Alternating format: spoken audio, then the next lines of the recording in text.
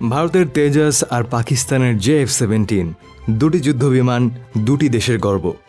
কিন্তু প্রশ্ন হচ্ছে, এই দুই ফাইটারের মুখোমুখি সংঘর্ষ হলে কে জিতবে? ভারতীয় প্রযুক্তি নাকি চীনা সহায়তায় বানানো পাকিস্তানি আগুনে পাখি? এই ভিডিওতে আমরা বের করব দুই দেশের এই আধুনিক যুদ্ধবিমানগুলোর গোপন শক্তি, দুর্বলতা এবং যুদ্ধক্ষেত্রে কাকে বলা যেতে পারে আসল বিজয়ী। সত্যি বলতে ফলাফলটা যতটা সহজ ভাবছেন ততটা নয়। চলুন শুরু করি দুটি যুদ্ধবিমানকে একটু ভালো করে চেনা দিয়ে। যুদ্ধবিমানের পরিচয়। ভারতের হালকা মাল্টিরোল যুদ্ধবিমান তেজাস তৈরি হয়েছে সম্পূর্ণ দেশীয় প্রযুক্তিতে। এটি হিন্দুস্তান অ্যারোনটিক্স লিমিটেড বা হ্যালের গর্ব। এর পেছনে প্রায় 3 দশকের গবেষণা, উন্নয়ন আর বিলিয়ন ডলারের ইনভেস্টমেন্ট জড়িত। তেজাসকে ভারতের আত্মনির্ভরতার প্রতীক বলা হয়।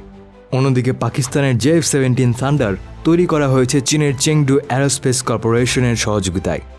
এটি মূলত চীন ও পাকিস্তানের যৌথ উদ্যোগে তৈরি করা এবং খরচের দিক থেকে তুলনামূলকভাবে অনেক সাশ্রয়ী। কিন্তু দাম কম মানেই কি ক্ষমতা কম?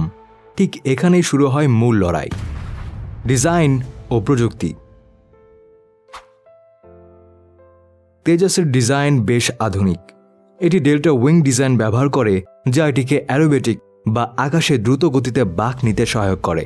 এতে রয়েছে fly by wire system, computer নিয়ন্ত্রিত কন্ট্রোল, যা খুব কম জেটে দেখা যায়। তবে JF-17 এখানে পিছিয়ে নেই। এতে রয়েছে চীনা প্রযুক্তি ও রাডার সিস্টেম। যেমন AESA রাডারের কিছু আপগ্রেডেড ভার্সন, বিশেষ করে ব্লক 3 ভার্সনে। এই ভার্সনে JF-17 হয়ে উঠেছে আরও ভয়ঙ্কর, কারণ এতে রয়েছে electronic warfare system, infrared tracking এবং মিড এয়ার রিফিউলিং সাপোর্ট। তবে এখানে আসে গুরুত্বপূর্ণ প্রশ্ন: যুদ্ধক্ষেত্রে কে বেশি টিকে থাকতে পারে? অস্ত্র ব্যবস্থাপনা ও শক্তি।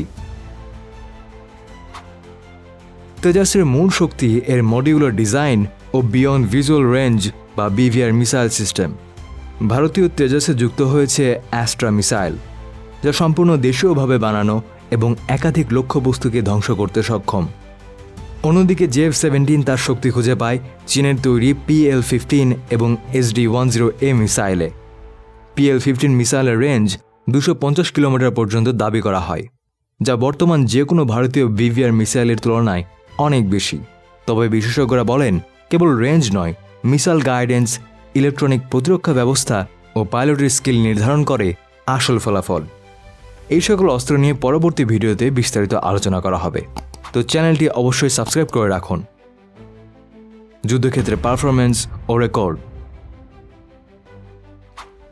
তেজাস এখনও পর্যন্ত সীমিত আকারে ব্যবহার হয়েছে, তবে ভারতীয় বিমান বাহিনী ইতিমধ্যে একে স্কোয়াড্রন লেভেলে যুক্ত করেছে।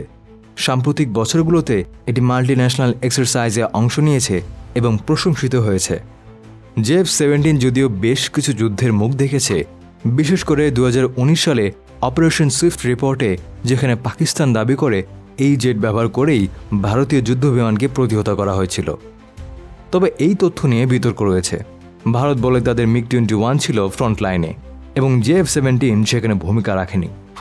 তবুও বাস্তবতা হলো JF-17 একাধিক দেশের সাথে যৌথ প্রশিক্ষণে অংশ নিয়েছে এবং মায়ানমার ও নাইজেরিয়ার মতো দেশগুলোতেও রপ্তানি হয়েছে। JF-17 বিমানের সক্ষমতা নিয়ে প্রশ্ন রাখা উচিত নয়। খরচ ও রক্ষণাবেক্ষণ। এখানে JF-17 কিছুটা এগিয়ে।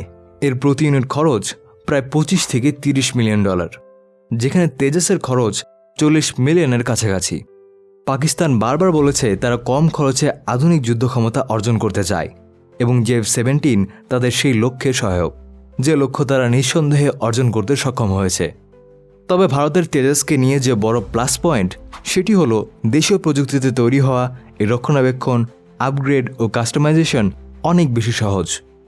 ভারত ভবিষ্যতে এই জেটের আরও উন্নত সংস্করণ বের করার পরিকল্পনায় রয়েছে, যেটি সম্ভবত 5th জেনারেশন ফিচারের দিকে যাবে। এত কিছু আলোচনা করার পরে শেষ প্রশ্নটা থেকেই যায়, কে এগিয়ে? যদি খরচ, সহজ রক্ষণাবেক্ষণ এবং বাস্তব যুদ্ধ অভিজ্ঞতার দিক থেকে বিচার করি, তাহলে JF-17 হয়তো এগিয়ে। তবে যদি প্রযুক্তি, ফ্লাই বাই ওয়ার কন্ট্রোল, দেশীয় উন্নয়ন ও ভবিষ্যৎ সম্ভাবনার দিক থেকে বিচার করি, তাহলে তেজাস তার আলাদা অবস্থান তৈরি করছে। সবচেয়ে গুরুত্বপূর্ণ বিষয় হলো যুদ্ধ জিততে শুধু জেট নয়, প্রয়োজন কৌশল, প্রযুক্তি আর সময়োপযোগী সিদ্ধান্ত।